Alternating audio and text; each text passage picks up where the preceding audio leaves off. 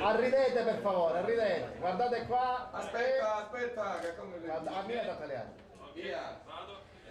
Dopo un anno di commissariamento, dal 15 gennaio riapre la Sostampa ad Agrigento, oggi inaugurazione della nuova sede. Sì, era da molti anni che non c'era una sede, la segreteria quest'anno si è riorganizzata, dopo un anno di commissariamento come dicevi giustamente, abbiamo pensato che uno dei punti più importanti che potevano esserci qui ad Agrigento è quello di avere una casa comune dei giornalisti, cioè un luogo dove i giornalisti possono organizzarsi, riunirsi e anche progettare qualcosa di sociale, di culturale.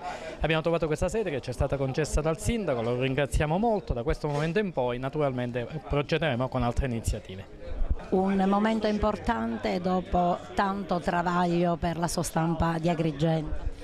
Sì, poco fa ricordavo infatti questo, nel giro di un anno abbiamo fatto una serie di incontri e abbiamo eletto una nuova segreteria provinciale a gennaio, oggi ci ritroviamo qui a fine giugno anche con una nuova sede, è un traguardo importante, è un traguardo che è merito di tutti i giornalisti di Agrigento che sono rimboccati le maniche dopo un periodo assolutamente travagliato, sicuramente non facile, che per fortuna oggi forse si chiude definitivamente. È un segnale positivo e un passo importante per tutta la categoria, per i giornalisti, ma io credo anche per coloro che fruiscono del nostro lavoro, cioè per la società intera.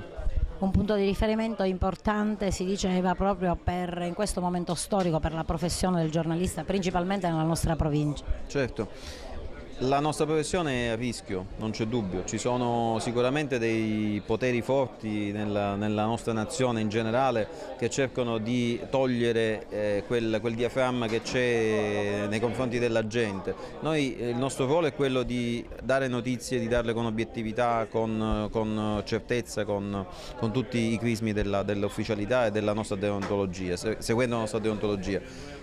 Chi ci impedisce di fare questo lavoro sicuramente non va a beneficio della società, è un qualcosa che noi dobbiamo respingere. Stare uniti, stare insieme ci consente di fare meglio il nostro lavoro sicuramente, con la difesa nostra, della nostra professione e della gente che riceve il nostro lavoro. Una serie di incontri che hanno portato nel giro di un anno e 2 giorni